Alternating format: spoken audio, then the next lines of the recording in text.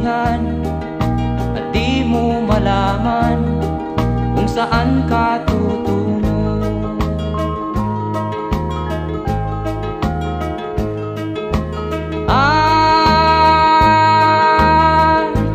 Kung nakamit mo na ang pangarap,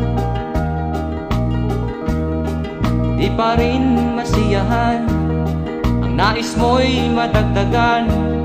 Limot mo na ang iyong pinagmulan.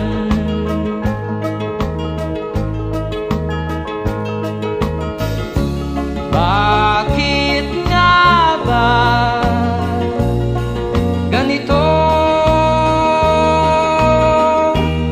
Ang tao'y walang kasiyahan.